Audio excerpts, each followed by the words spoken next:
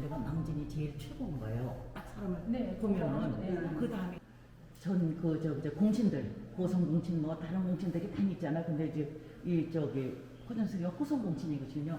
호성 공신의 뜻은 뭐냐면은 임진왜란 때 피난을 가시는데 다들 뿔뿔이 다 가는데 호전 선생님만 선전 저 임금님 모시고 같이 피난지까지 갔다 오셨어요. 그래서 임금님께서 선조께서 이 호성공신이라는 교지를 내리세요. 호성공신 저 뭐야 호성공신이다. 그래가지고 예예예 직급을 내리셨어요. 그래가지고 이 저 뭐야 내리셨는데 이 사진하고 이제 그거하고는 상관없어. 호성공신하고는 이 사진은 뭐냐면은 그 저 뭐야 공신들 여태까지의 그 역대 다른 호성공신뿐만 호성공신은 임진왜란을 모시고 간 분은 호성공신이라고 하는 거예요. 그러는데 역대의 다른 공을 세운 공신들 그 공신들 109명을 저 뭐야 109명이 초상화를 그리게 했는데 109명 중에서 62명만 살아 계세요. 다 돌아가시고 이제 그 선조께서 이제 어느 날에 이제 그러는데 명을 내렸을 때 62명만 살아 계셔가지고 62명이 초상화를 다 그렸어요. 그렸는데 허준이 왕의 건강을 돌보는 오이가 되다. 선조는 어린 시절부터 잔병이 많고 몸이 약해 스스로 건강과 의학에 대한 관심이 많았다. 선조 실록을 보면 그의 잔병 치료에 대한 기록과 그것들을 치료하는 과정이 자주 보인다. 국왕에 대한 진료는 당연히 내의원에서 담당했기 때문에 선조 실록에서 허준이 진료를 맡은 기록들도 볼 수 있다. 선조실록에서 허준이 선조를 진료한 첫 기록은 오이 안강익을 도와 선조를 진맥한 것이다. 임진왜란이 일어나고 국왕이 의주로 피난을 가게 되자 허준은 오이로서 선조를 호정하며 진료를 하였고 수의 양혜수가 사망하자 그 자리를 이어받아 선조의 진료에 더욱 힘을 기울였다. 선조는 허준을 모든 서적에 널리 통달하여 약을 쓰는 데도 노력하다고 칭찬을 하였다. 그리고 선조는 끝내 지병으로 승하는 순간까지도 곁에서 최선을 다해 진료를 하며 자신의 소임을 다하였다. 이처럼 허준은 내의원에서 생활하면서 거의 대부분을 선조의 병을 진찰하고 치료하는 업무를 맡아서 했다. 이것은 선조가 그만큼 허준과 그의 의술을 믿고 함께 했다는 증거이다. 그리고 당시 의견으로는 아주 특별하게 문인 양반들과 같은 지위를 주려 했던 것으로 보아 허준이 선조의 신뢰와 사랑이 특별했던 것으로 보인다. 동의보감을 완성하다. 동의보감의 집필은 허준이 총책임자가 되고 유의, 정작, 오이, 양혜수, 김응탁, 이명원, 정혜남 등이 참여하여 시작되었다.